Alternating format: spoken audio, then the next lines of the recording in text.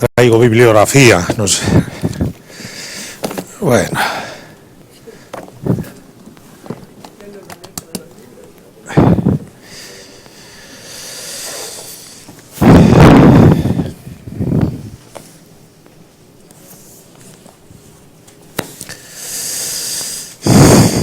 Ay, claro, es que al respirar debe haber tanta sensibilidad que hay que evitar.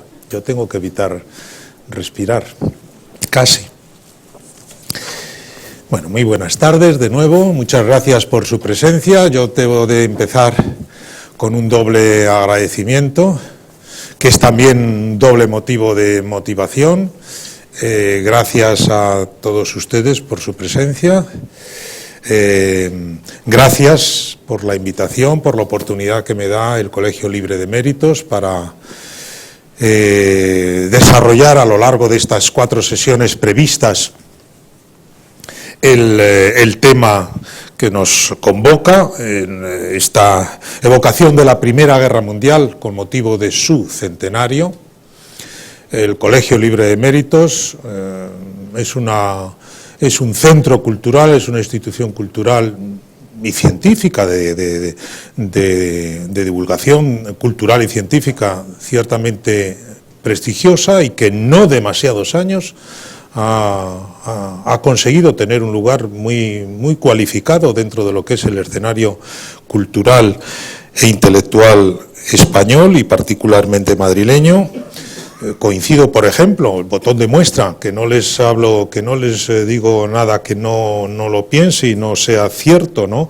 Estoy coincidiendo, de hecho esta conferencia coincide con, me parece, la antepenúltima del doctor Rubia Vilá, que bueno, que es uno de los grandes científicos españoles, digamos, que ha desarrollado su carrera en el curso desde los años 60 del siglo XX prácticamente hasta hoy, ¿no? Estos científicos españoles que se codean en perfecto plano de igualdad con sus colegas, los mejores colegas norteamericanos, alemanes, ingleses, franceses, en el caso del doctor Rubia, ¿no? Entonces, les decía, doble agradecimiento, doble motivo de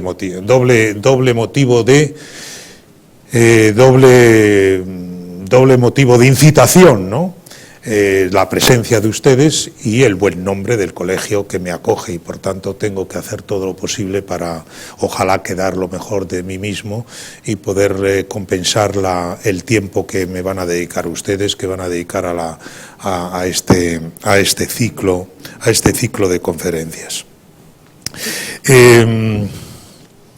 ¿Por qué el tema? Déjenme un poco de introducción, ¿no? ¿Por qué el tema?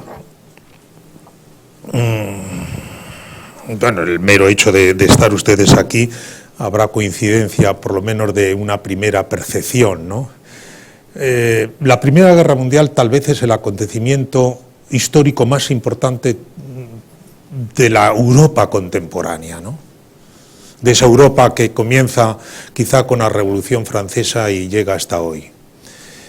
Desde luego del siglo XX es el acontecimiento mayor, ¿no? Por lo que es en sí mismo y por las consecuencias que trae, ¿no? Hay historiadores que hablan del siglo XX, del corto siglo XX, y particularmente del corto siglo XX europeo, el que comenzaría en 1814, que es un antes y un después, clarísimamente, una línea divisoria con lo que ha sido la Europa decimonónica y que salta a la centuria del 20, a la centuria del 900, entre 1914, el pequeño siglo XX, entre esa línea divisoria con todo lo que ha habido antes, 1914, y 1991, ¿no? El derrumbe de la Unión Soviética, producto directo de la Primera Guerra Mundial. Probablemente, aunque hubiera aunque se hubiera gestado y hubiera estado gestándose, probablemente la revolución soviética, que daría paso a la Unión Soviética, a la creación, a la formación de la Unión Soviética, sin la Primera Guerra Mundial, no sabemos, claro, es un mundo de los contrafactuales, qué hubiera pasado, ¿no? Pero probablemente no, digamos, la revolución soviética, de haberse producido, probablemente no se hubiera producido en la Unión Soviética, como los principales líderes de la revolución pensaban. Nunca habían sospechado que sería en la Unión Soviética donde primero se produciría un caldo de cultivo suficiente como tal. Y entonces, claro, si efectivamente la revolución soviética es el producto directo de la Primera Guerra Mundial, tenemos que convenir que la Primera Guerra Mundial ha determinado la suerte de toda Europa y de una gran parte del mundo a lo largo del siglo XX, y que por tanto es el acontecimiento probablemente mayor, el acontecimiento fundamental, ¿no? La historia nunca volverá. La Primera Guerra Mundial cambió la historia para siempre. Por ejemplo, es la afirmación del libro más reciente de Historia General que yo he manejado, porque tiene apenas unos pocos meses. Permítanme que en el curso de mi exposición vaya un poco al uso de un viejo profesor que soy, quien les habla, les vaya apoyándome en algún libro, en alguna obra que a mí me ha parecido especialmente señera, ¿no? Y que merece la pena dedicarle algunos minutos. El último libro de Historia General es que yo he manejado, que tiene apenas unos meses. El autor es este estupendo historiador español, un poco de mi generación, nacido un poquito después de la Guerra Civil, que es Juan Pablo Fusi, un historiador de tipo general, de historia general. Particularmente él ha ido poco a poco basculando su atención hacia la historia cultural, y este libro, que se llama Breve Historia del Mundo Contemporáneo, 1776, independencia de Estados Unidos. Él dice que no, las cosas no arrancan de 1789, Revolución Francesa, sí un poco antes. El mundo contemporáneo de la independencia de Estados Unidos, 1776, hasta hoy, ¿no? Entonces, esta afirmación, el acontecimiento mayor de la historia contemporánea, probablemente acabe siendo la Primera Guerra Mundial por sus múltiples consecuencias. Por eso, les decía, ¿por qué el tema? Pues el tema, porque es un acontecimiento absolutamente fundamental. Y no solo porque fue la Primera Guerra Mundial, 50 países casi contendientes, porque tenemos los de la Triple Alianza, los de la Triple Entente, ¿no? Por una parte, Alemania, Austria, Hungría e Italia, a la que meten en el tinglado, perdonen ustedes el coloquialismo, y por otra parte Francia, Rusia, metiendo en un sándwich a Alemania, al Imperio Prusiano y al Austrohúngaro, y Gran Bretaña, ¿no? Entonces, no solo esos 6 grandes, sino después, claro, el Imperio Otomano, que toma parte en el conflicto, Estados Unidos en el curso de la guerra, en el año 17, pero junto a ellos, que ya por sí mismos harían de la guerra no solo una guerra europea, sino una guerra mundial, porque con Gran Bretaña entra el Imperio Británico, entra desde Indonesia a la India, a Australia, Nueva Zelanda, etcétera. Las posesiones africanas de italianos, de alemanes, de austrohúngaros, de belgas, que también participa inmediatamente en la guerra, entre otras cosas porque es invadida, claro, por los alemanes. Entonces, esto no solo es mundial por los países aledaños, por decirlo así, que entran con los principales contendientes, es que todos, o participando activamente, hasta 50 países prácticamente, participando activamente en las operaciones bélicas, o declarando nominalmente la guerra, aunque sin participar, caso de los latinoamericanos, de los hispanoamericanos e iberoamericanos en general, como Brasil, realmente es una guerra mundial, es un acontecimiento mayor no solo por los contendientes, decía, por las consecuencias, ¿no? Empezamos por la Unión Soviética, después lo diremos con un poco sistemáticamente, ¿no? La historia de Europa y del mundo cambió para siempre, ¿no? Acontecimiento mayor también por las víctimas, ¿no? Nunca se había conocido cuál era la guerra que en Europa había memoria, la franco-prusiana, 1870, ¿no? Batalla de Sedan, que parecía que era el no va más, 3.000 víctimas mortales por cada bando, 15 millones de muertos trajo la Primera Guerra Mundial.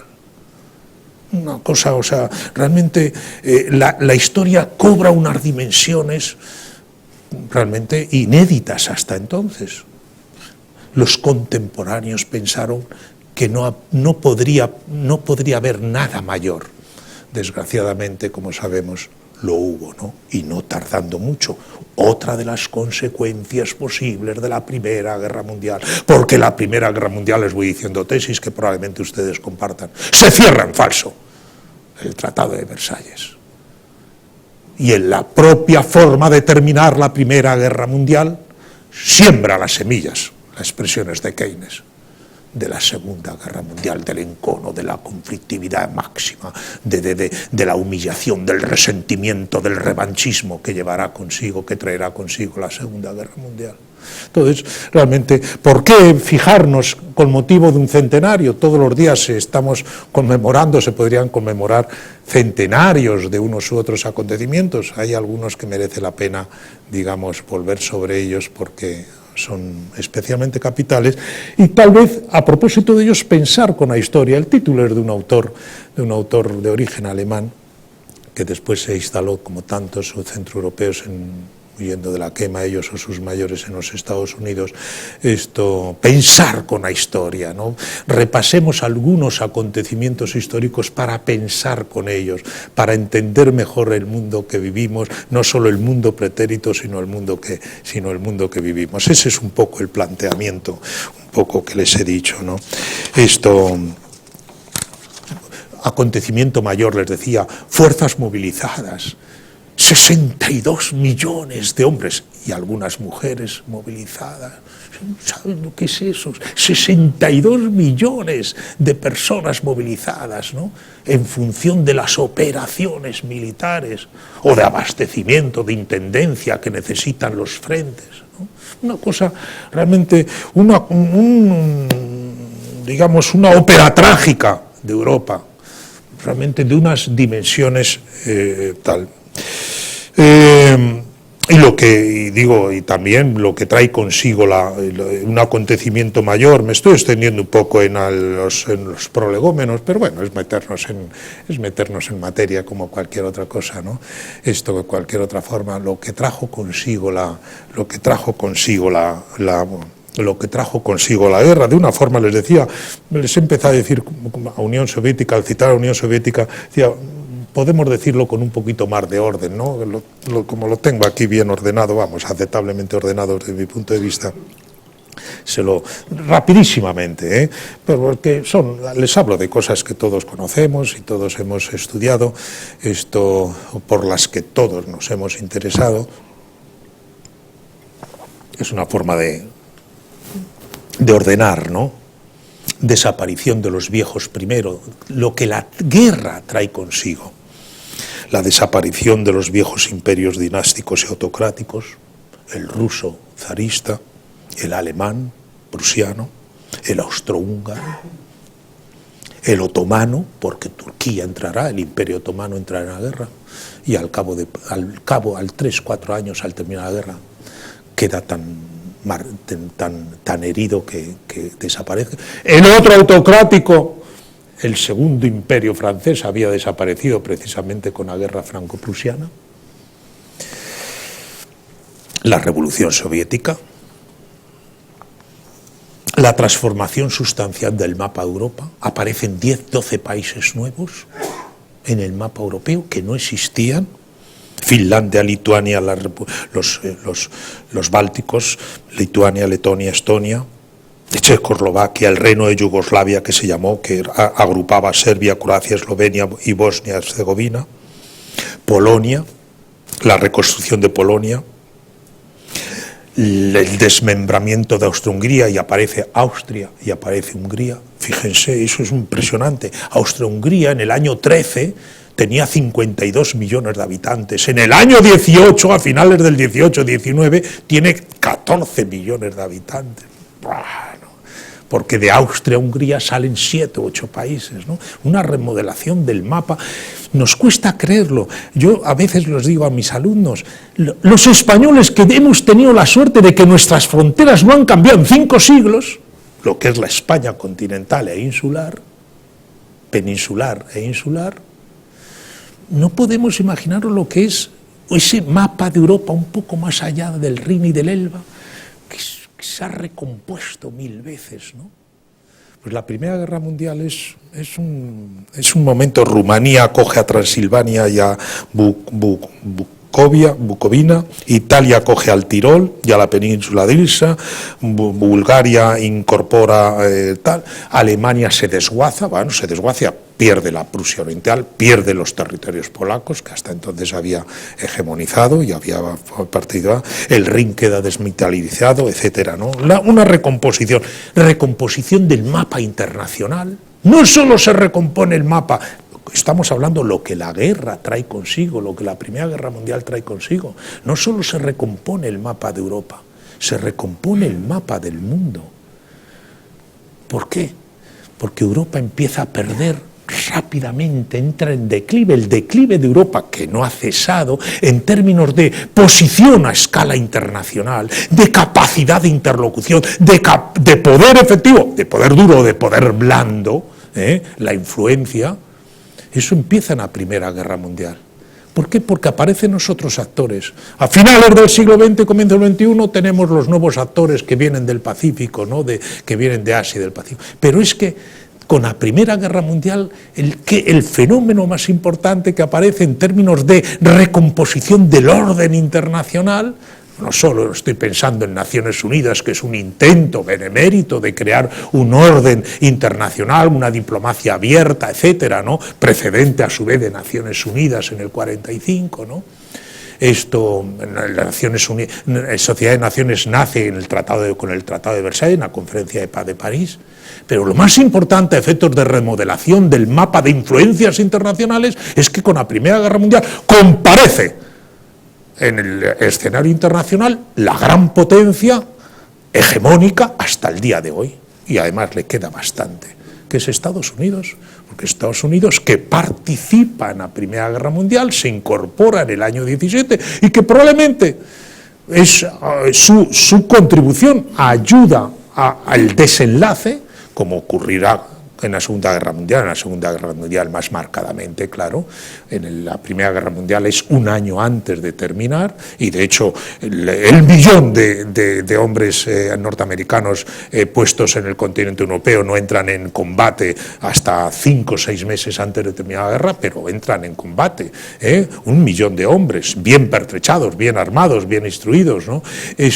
Pero claro, de la Primera Guerra Mundial, con una Europa autoinmolada, emerge en el escenario mundial Estados Unidos como la gran potencia que ha conseguido determinar el curso de la guerra, precipitar su final, y se convierte en el árbitro internacional. El presidente Wilson de Estados Unidos estará en París, en la conferencia de París, y estará un largo mes en París hasta que él considera que se han encauzado las conversaciones, ¿no?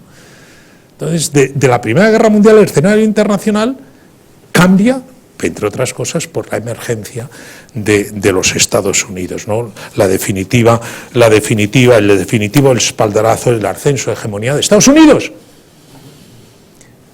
que había llamado a la puerta del orden internacional, del escenario internacional, derrotando a otro viejo imperio, en este caso no autocrático, pero era el español. Tenía ya en el régimen de la Restauración un liberalismo, digamos, no se podía en absoluto llamar un régimen autocrático al español, pero España hasta el 98, 1981,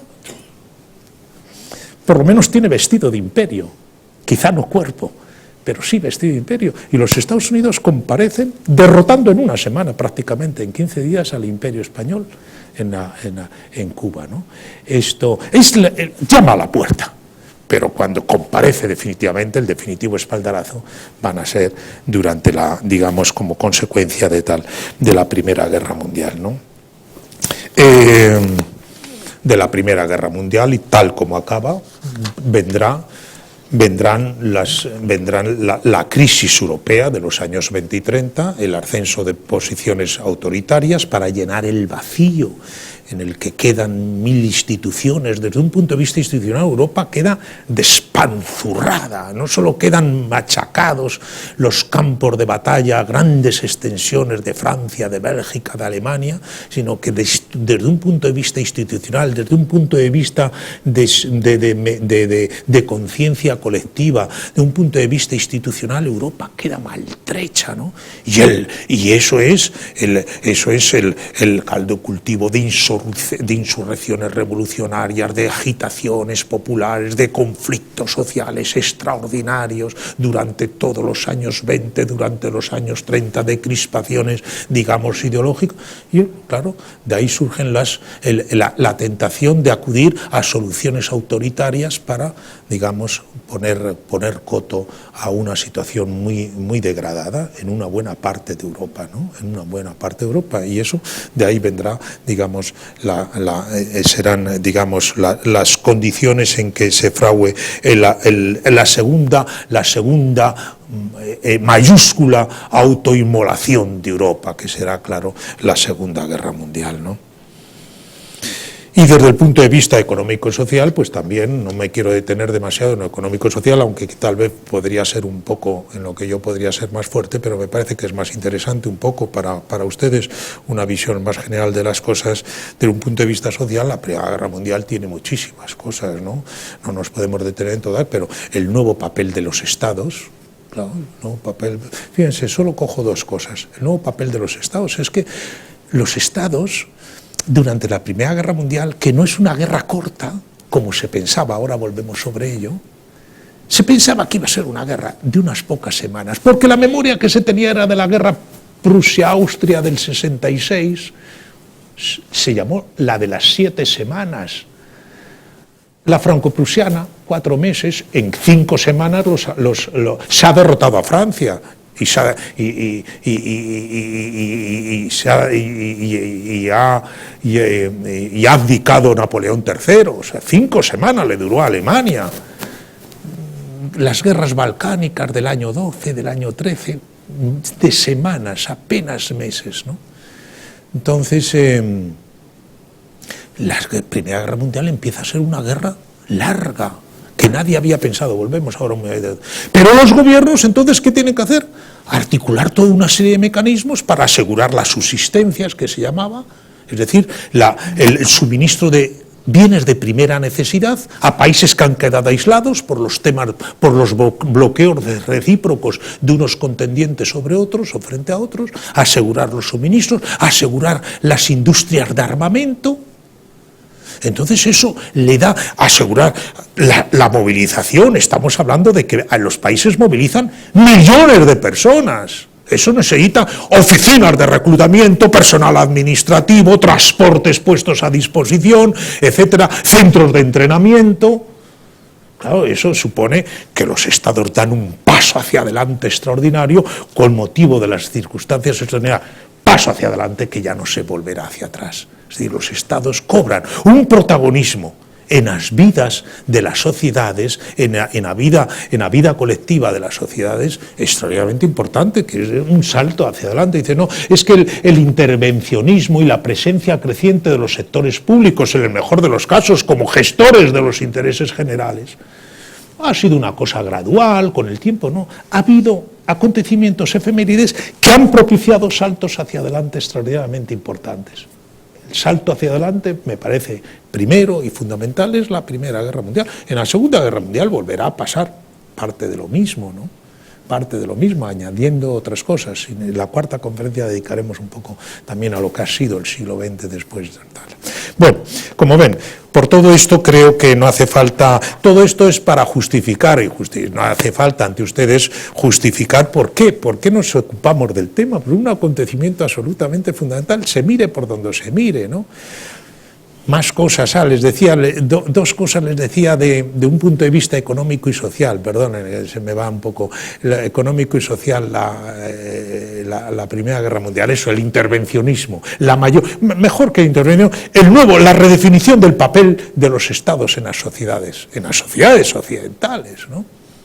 En las sociedades que van a querer afirmar, digamos, pautas de convivencia democráticas, ¿no? Con unos matices u otros. Y el segundo, un hecho muy importante, que trae la guerra. Bueno, la guerra, como todas las guerras, cuando son importantes, como ocurrió con la Segunda, etcétera, desarrollos tecnológicos, no sé qué, etcétera, a propósito, digamos, de refinamientos armamentísticos, etcétera, pero un tema social extraordinariamente importante. Dada la dimensión de la guerra, las mujeres, que nadie había pensado en ellas, se movilizan. Hay que movilizar un contingente importante de mujeres para como digamos, en labores auxiliares de enfermería, no sé qué, etcétera. Y de la guerra saldrá una presencia creciente y mucho más activa de las mujeres en la vida pública. Y de la guerra saldrá una cosa que nadie se había planteado, ningún país se había planteado antes de la Primera Guerra Mundial: sufragio universal femenino. Porque hasta la Primera Guerra Mundial los países más avanzados lo que habían hecho era sufragio universal masculino, los más avanzados. Pero después de la guerra no podemos negarles derechos políticos de igual naturaleza que el que tienen los hombres, los varones, a personas, a este conjunto de ciudadanos, ciudadanas que han tenido una participación tan activa en la guerra, aunque no hayan sido directamente en los frentes de batalla, vamos, como soldados, ¿no? Por eso, desde un punto de vista tanto económico como social, etcétera, la Primera Guerra Mundial, y ya para ir terminando un poco esta introducción, bueno, vamos metiéndonos en materia, ¿no? ¿Cómo plantearlo? Miren, las cuatro, más o menos, el programa lo tienen ustedes, lo conocen ustedes. Me gustaría las cuatro charlas, hoy, el próximo jueves y después un miércoles, un jueves, dentro de 15 días. Primer día, lo que yo llamo la autoinmolación europea, algo así como de la plenitud al derrumbe de Europa, a la hecatombe, que eso es la Primera Guerra Mundial, un momento de absoluta plenitud de Europa, ¿no? Por lo menos vistas las cosas retrospectivamente y vista un poco las cosas de tipo general, ¿no? Nunca Europa había estado tal vez tan segura de sí misma, pero no adelantemos cosas. La primera conferencia sería esto. La segunda conferencia, ¿qué pasa con España en medio de ese marco? Porque España queda neutral. Lo que pasa en España es diferente de lo que pasa tal, ya les adelanto mi tesis. A pesar de ser neutral, los principales hechos, salvo los estrictamente bélicos que se registran en los otros países, se registran con acentos propios o con matices, en cada caso, con determinados matices, también el caso español. España es neutral, pero no queda ajena a todas las convulsiones y a todos los cambios que trae la Primera Guerra Mundial para el conjunto de los pueblos europeos. En la tercera, me gustaría hablar de las consecuencias de la guerra, precisamente pensando y contemplando la Europa de posguerra, esto que les anticipaba antes, ¿no? Esa Europa de posguerra que va desde la Revolución Soviética al ascenso de los fascismos y del nazismo y de soluciones autoritarias, ¿no? La época de las dictaduras se ha llamado a la Europa de los años 20 y 30. Algunos autores prefieren decir tiranías. La época de las dictaduras no es solo Italia, Alemania, España, Portugal. 10, 15, 20 países europeos conocen soluciones autoritarias durante la posguerra mundial, en la época en Europa de entreguerras, ¿no? A eso me gustaría dedicar la tercera conferencia, y la cuarta, cumpliendo el programa, pensar desde hoy, es decir, la Europa de hoy respecto de 100 años después. ¿Cuál es, digamos, que algunos de los problemas actuales tienen algún tipo de concomitancia, hay algún tipo de reminiscencia con los que entonces tenía Europa? Y cuál es, digamos, un poco pensar, tanto Europa como España, pensarla a la vista de aquello, vamos a hablar sobre el momento actual. Eso sería esto. Se preguntarán ustedes si han visto el programa, imagino que sí, todos ustedes. En el programa hago yo alusión a algunos libros, ¿no? A los títulos de algunos libros. Déjenme en 2 minutos como les decía, como viejo profesor, yo soy muy amante de recomendaciones cuando merecen la pena, ¿no? El primero, que correspondería un poco a lo que hemos empezado diciendo y a lo que nos queda un poquito de tiempo, no quiero abusar, no nos pasemos nunca de 1 hora, es Tempestades de acero. Este libro de Junger, este autor alemán, conocen ustedes, ¿no? Ernst Junger. Vamos a ver uno que pinte. Ay.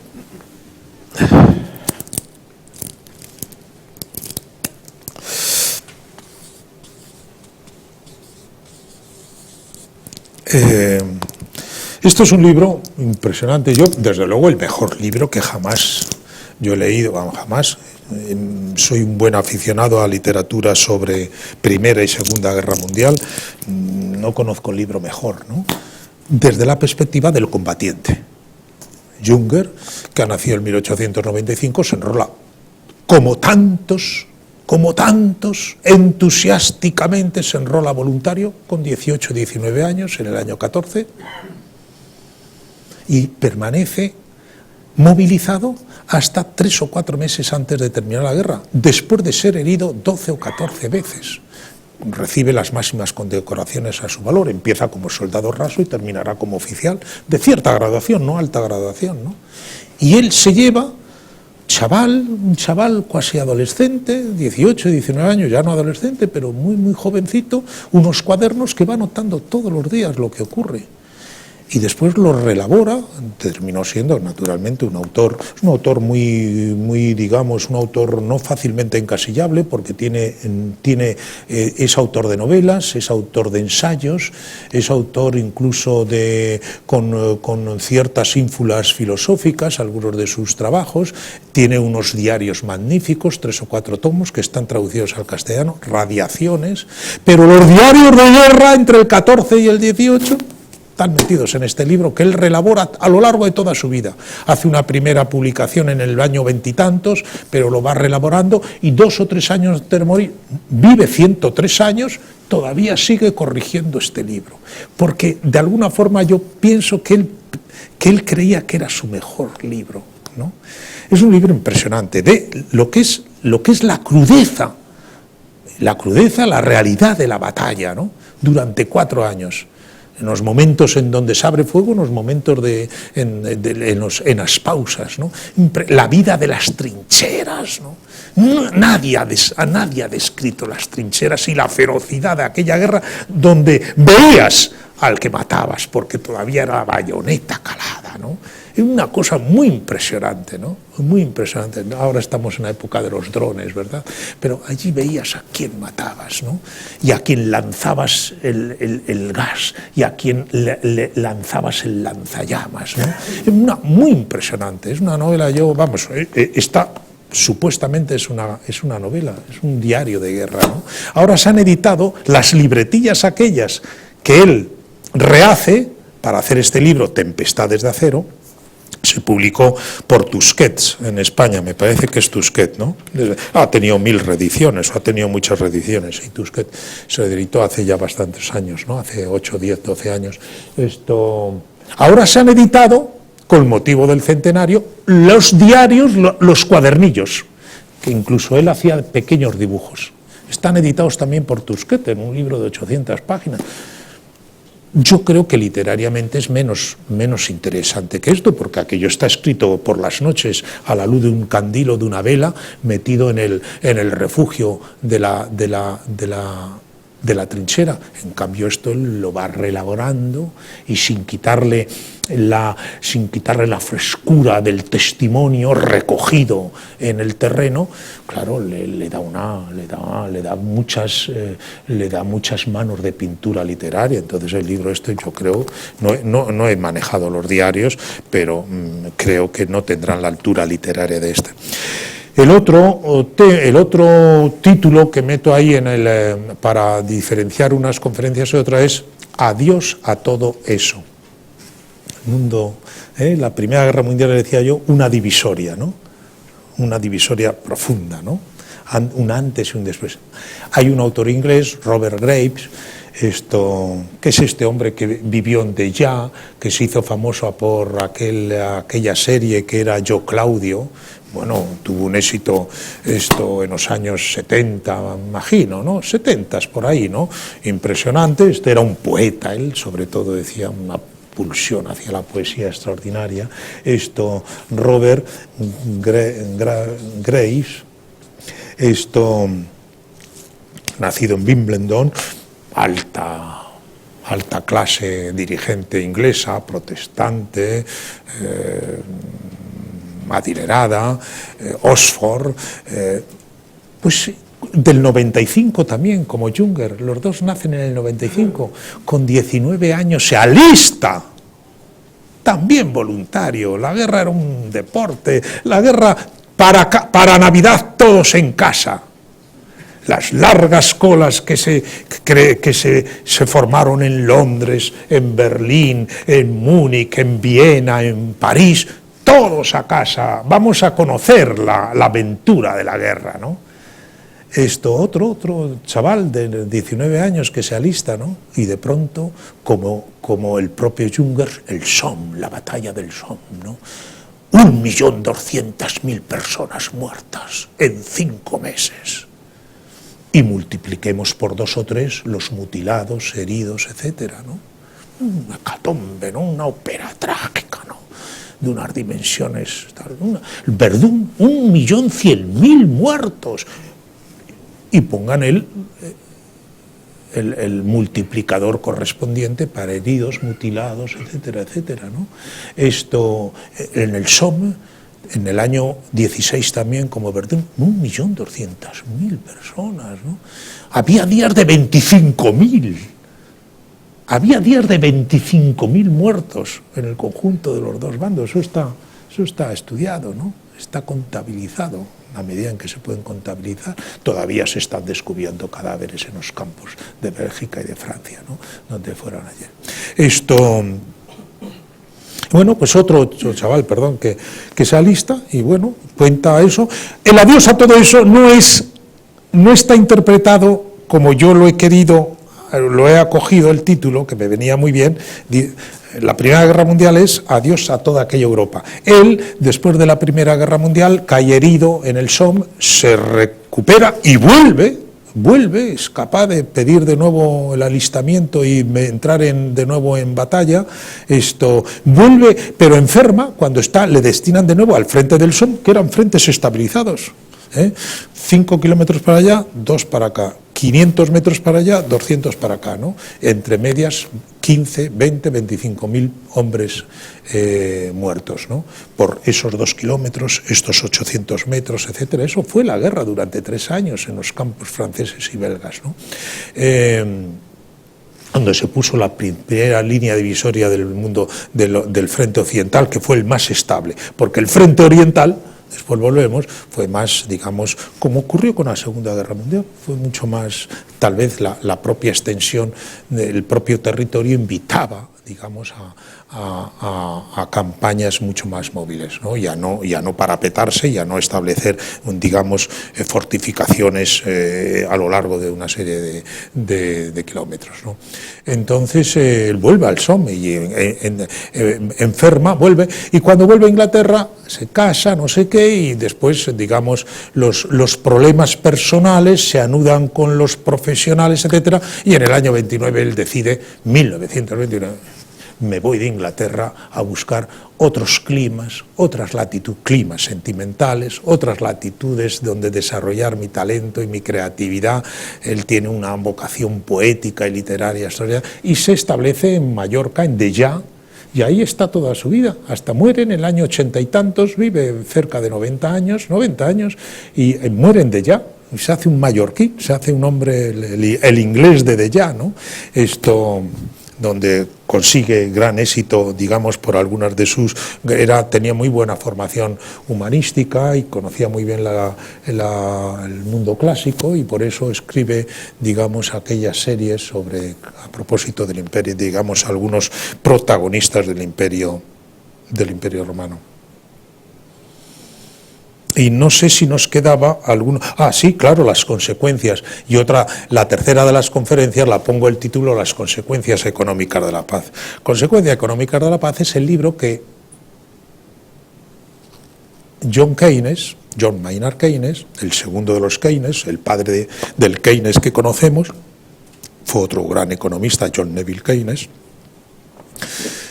Keynes, que es un agregado militar, un agregado al Tesoro durante la Primera Guerra Mundial. Conocen un poco el perfil de Keynes, ese Londres ilustrado, no sé qué, etcétera, alta clase, digamos, con un refinamiento intelectual y artístico extraordinario, y él ya empezaba a destacar, digamos, como estudioso del mundo de la probabilidad y de la economía. Él empieza haciendo la tesis sobre el mundo del cálculo de probabilidades.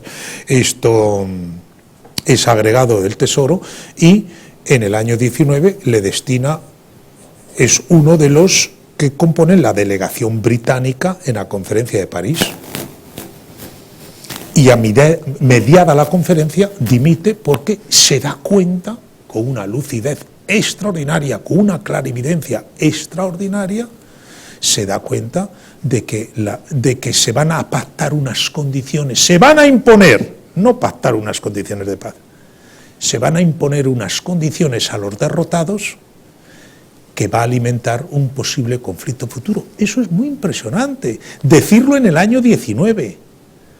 Retrospectivamente, todos lo pensamos, todos quienes han estudiado aquello, pensaban, se saldó mal la paz, se terminó, fue una salida en falso, como les decía yo antes. Pero decirlo en el año 19, antes de terminar el 19, antes de que las delegaciones de París se levanten, que no se levantaron hasta enero del 20, la conferencia de paz empieza en enero del 19 y no termina formalmente hasta el 20.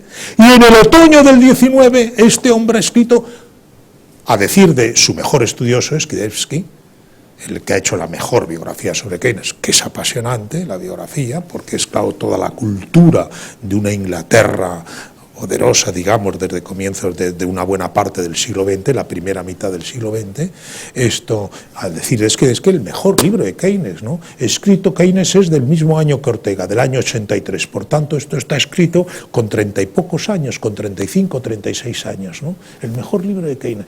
Tiene un primer capítulo que se llama La Europa de antes de la Primera Guerra Mundial, que son 30 o 40 páginas, es deslumbrante, ¿no? De una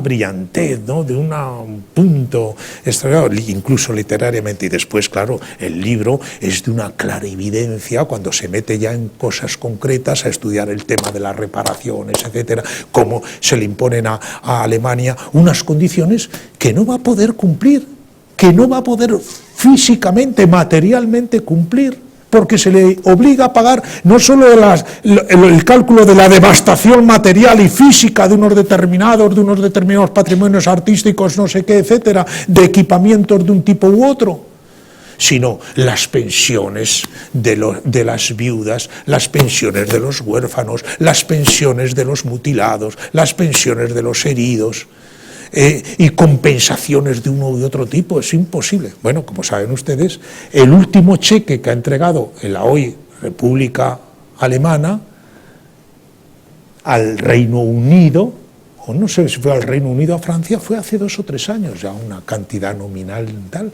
Es decir, ha estado 100 años pagándose eso, ¿no? Hasta el último cheque que formalmente se entregó, lo recogió los medios de comunicación y tal. Bueno, entonces, esto quiere decir, este libro es un libro, una preciosidad de libro, porque claro, es de una lucidez, como les digo, aparte literariamente es de una... Hay capítulos un poco aburridos, que son las compensaciones, que empieza a hacer sumas y restas, no sé qué, pero es un libro de alta, digamos, dedicado a un público general, no solo a economistas, ¿no? Bueno, esos son un poco los libros que a mí me han servido un poco de guía, ¿no? Y vale, entonces nos quedan 10 minutos para la primera conferencia, pero líneas generales, además podemos enlazar con lo que digamos el próximo día, si es que a ustedes esto, tal como yo lo estoy planteando, les puede ser, me dicen después ahora en el coloquio si les interesa, ¿no?, este planteamiento que he hecho. Déjenme, me quedan 10 minutos para no abusar de su atención, que yo les agradezco muchísimo, ¿eh?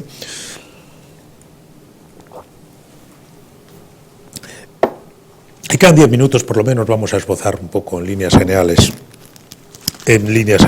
lo que la materia de esta, que se enlaza bien con la del próximo día, ¿no? El próximo día vamos a dedicarlo a España, pero digamos el enlace es fácil, ¿no?, con la del segundo y la del tercer día, ¿no? Esto, miren, la primera de esto es la autoinmolación europea, les decía yo, ¿no? Y me gustaría dar algunas notas sobre lo que yo llamo de la plenitud a la hecatombe, ¿no?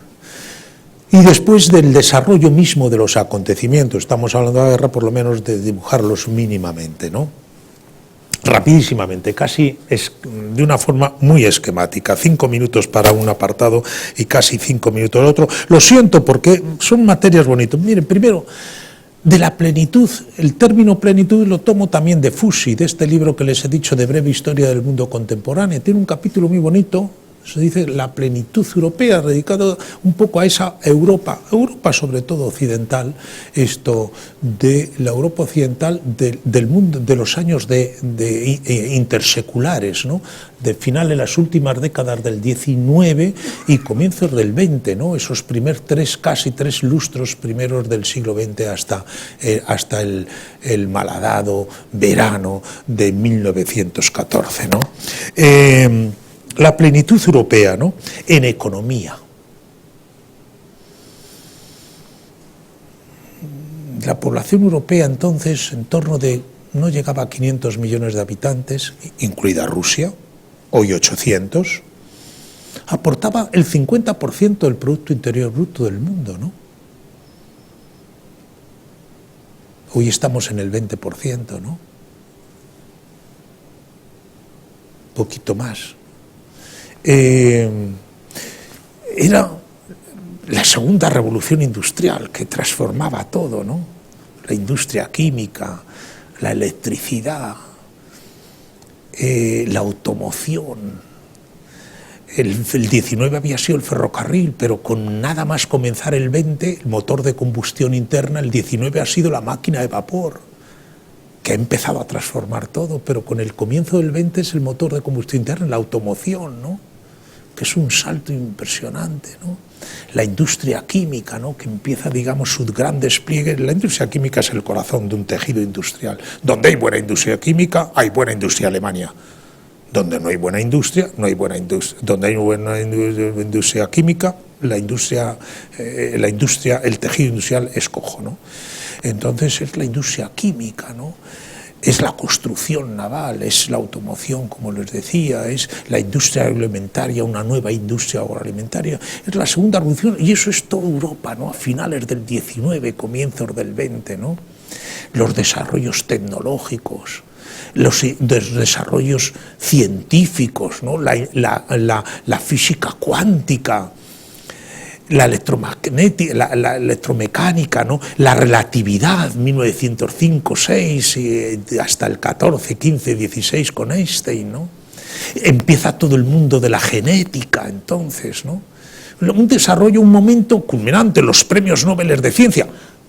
el 90% dados injustamente alemanes, ¿no? Esto es decir, en medio de ese panorama, la estrella ascendente es Alemania. Eso hay que tenerlo presente porque explica un poco las rivalidades, ¿no? En medio de este panorama de una plenitud, les decía, económica, tecnológica, científica, cultural, los movimientos creativos, se va dejando un poco atrás ya el impresionismo, el postimpresionismo, que terminará en el expresionismo alemán, de todo el mundo del cubismo, todo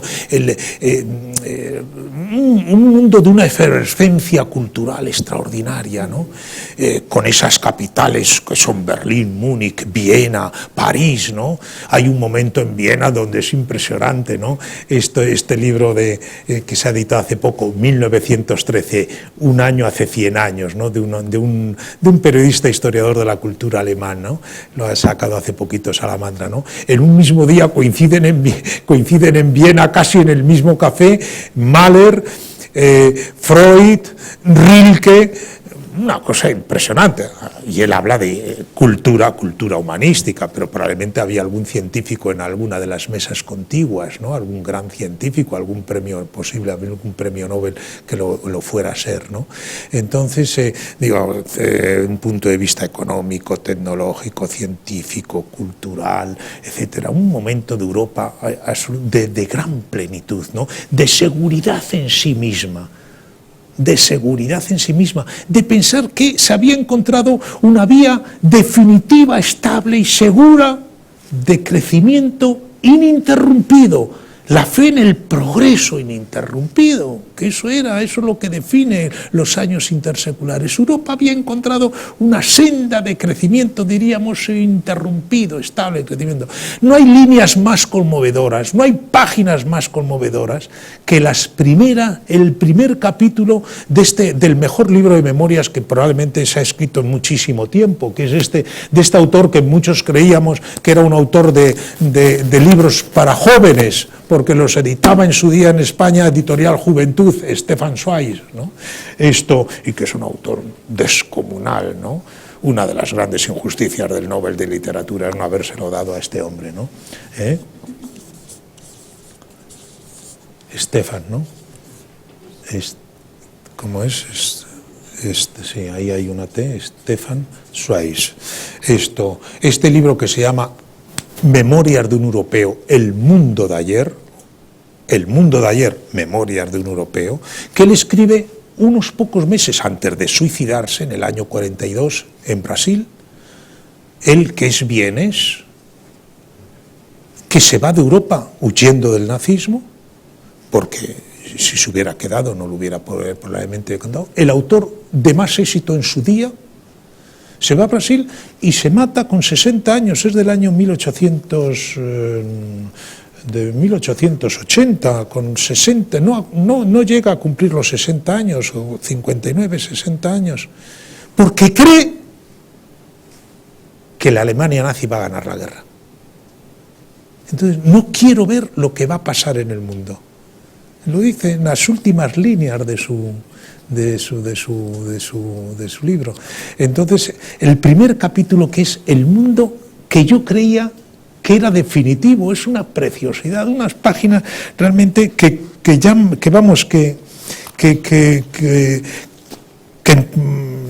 conmueven, ¿no? Todo lo radical y violento parecía imposible en aquella era de la razón. Creíamos la fe en el progreso ininterrumpido. Si busco una fórmula práctica para definir la época de antes de la Primera Guerra Mundial, la época en la que crecí y me crié, vienés, como les digo, confío en haber encontrado la más precisa al decir que fue la edad de oro de la seguridad. Así empieza la primera frase del libro. Y tiene 40, 50 páginas, dedica a eso, que es una preciosidad, es eso, esa fe en sí mismo en que Europa había encontrado definitivamente una senda en la que había tensiones sociales, conflictos, claro, lucha de clases, claro, pero que se encontrarían los mecanismos. Había empezado ya todo el mundo de la reforma social, todo el mundo de la previsión social, todo el mundo de lo que después hemos llamado los estados del bienestar, que se acentúan después de la Segunda Guerra Mundial, pero que tienen raíces hondas raíces en el tiempo, sobre todo en el mundo germano, y me estoy refiriendo a Alemania, pero también a Austria-Hungría. Esto había empezado, digamos, se encontrarían cauces en medio de esa plenitud económica, tecnológica, etcétera, se encontrarían cauces para aliviar esas tensiones que el propio crecimiento y el propio avance iba suscitando. Rusia había empezado un proceso de modernización importante en la última época de los zares, desde 1890, con la construcción de infraestructuras ferroviarias muy importantes. El Imperio Británico estaba en el apogeo, ¿no? Era el gran imperio transcontinental, ¿no? Intercontinental. Francia se estaba recuperando de la humillación de Sedan. Francia tiene su 98, que fue Sedan. 30 años antes, Sedan es de la derrota frente a los alemanes de 1870. Italia está viviendo muy buenos años. Italia, después de la unificación, 1860, vive unos años, los años interseculares son estupendos para Italia, la Italia de Giolitti, con un proceso de crecimiento muy importante, sobre todo en ese triángulo, digamos, virtuoso de Turín, Milán, Génova, ¿no? Que hay realmente esa Italia súper desarrollada ya entonces, ¿no? Que tira un poco del conjunto de Italia. Entonces todo eso es la plenitud a la que sigue la hecatombe, ¿no? La hecatombe, ¿no? He elegido el término de hecatombe porque me gustaría poderme detener un poco después, bueno, de los contendientes, ¿no? ¿Por qué elijo lo de hecatombe, ¿no? Porque la hecatombe me parece que es una acepción de la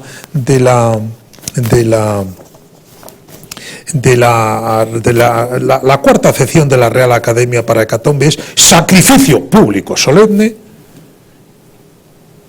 en que es muy grande el número de víctimas. Pues eso es la Primera Guerra Mundial, la hecatombe, ¿no? El número de víctimas humanas, de personas, pero como les decía antes, derrumbe, víctimas también son marcos institucionales, son pautas de comportamiento, son conciencias colectivas, ¿no? La hecatombe, ¿no? Sobre la hecatombe, bueno, pues rapidísimamente, como les decía antes, un mapa absolutamente. Hay un ejercicio muy bonito, uno coge el mapa de Europa antes de la Segunda Guerra Mundial y después de la Segunda Guerra Mundial, y ha cambiado. Nada, como diríamos en Asturias, sidrina al lado de lo que es el mapa de la Primera Guerra Mundial, el mapa de Europa antes de la Primera Guerra Mundial y después de la Primera Guerra Mundial. No tiene nada que ver, ¿no? El número de víctimas empieza, hay un autor norteamericano que hoy se lee poco, cuando yo era joven lo leíamos mucho porque es un buen novelista, Julian Green. Después leímos mucho más a Graham Greene, ¿no? Pero el americano se llama Julian Green, que tiene una cosa estupenda. Dice: el siglo XX es la historia, el siglo de los grandes mataderos. Tremendo, ¿no?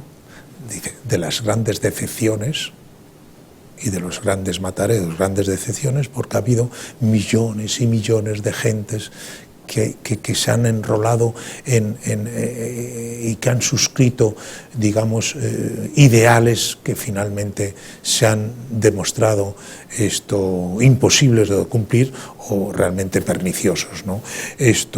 Pero y de los grandes mataderos, ¿no? Lo que les decía antes, esa enormidad de víctimas, ¿no? Esas campañas militares absolutamente que no sé cómo, que cuesta encontrar adjetivos y calificaciones ciertamente tal, ¿no?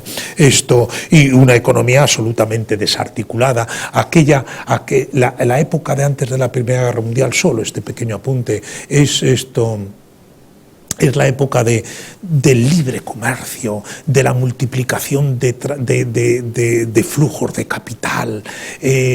Inversores franceses hacen los ferrocarriles en Rusia, están haciendo los ferrocarriles en Rusia, cuando llega la Primera Guerra Mundial, escoge el derrumbe de los inversores franceses tremendo, lo que se pierde ahí. Los belgas hacen las grandes acerías españolas, los alemanes, los tranvías de España, los ferrocarriles españoles entre belgas, franceses y los ingleses, las minas españolas, pero lo mismo que las minas españolas, las suecas, o sea, realmente unas transferencias de capital, lo que un buen economista español de la época, Flores de Lemos, llamó la época del cosmopolitismo económico, ¿no? Que es un término muy bonito, ¿no? Del cosmopolitismo económico. Para lo económico empezaron a derrumbarse las fronteras antes de la Primera Guerra Mundial. Después de la Guerra Mundial, el paisaje ha cambiado totalmente distinto. ¿En qué época? ¿En dónde estamos? No solo intervencionismo, nacionalismo económico. Fronteras cada vez más altas para los intercambios de mercancías, de tecnologías, de capitales, ¿no? Barreras de entrada, ¿no? Cada país a defender sus propios mercados nacionales, en el ambiente de un nacionalismo no solo económico, que es, digamos, el caldo de cultivo para los enfrentamientos que vendrán después, ¿no? Y después me gustaría, ya no me queda tiempo, algunas notas muy sucintas sobre los hechos fundamentales, pero si quieren, esto para cumplir con el primer deber de cortesía, que es no abusar del tiempo, dejamos un poco, aunque nos quedan ahí, para un poco, en 4 rasgos, el próximo día les cuento un poco, hablamos de lo que yo tengo ahí, factores que hacen posible la guerra. ¿Por qué aquella Europa tan plena, tan segura de sí misma, con tanto éxito en tantos campos, se autoinmola? ¿Cómo es posible, ¿no? ¿Qué es lo que concurre para acabar con aquello? Porque no era un mundo, el de la Segunda Guerra Mundial, si me apuran ustedes, es una Europa convulsa, es una Europa que se está desgarrando en conflictos internos dentro de cada país.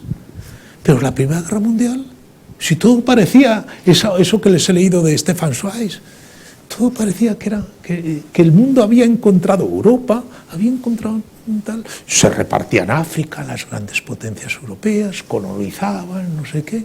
Eso ya empieza a finales del 19, la conferencia de Berlín en 1885, ¿no?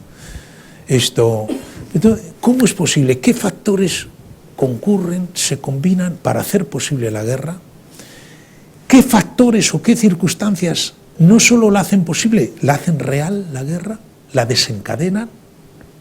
Y después, 4 pinceladas pensando con la historia, cómo la Segunda Guerra Mundial, desde un punto de vista logístico y estratégico, reproduce mucho la primera. Es curioso, ¿no? Hay muchísimas similitudes entre el desarrollo de los acontecimientos durante la Segunda Guerra Mundial y no el desenlace.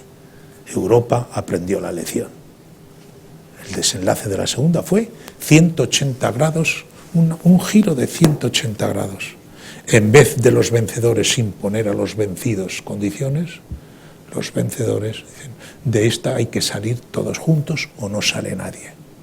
Y eso es la pequeña, eso muy coloquialmente dicho, ¿no? Bueno, esto, si les parece, esto lo dejamos para comenzar el próximo día y hablamos también del Tratado de Versalles. Venga, esto ahora me pongo a su disposición porque me parece que siempre hay unos minutos de coloquio, ¿no?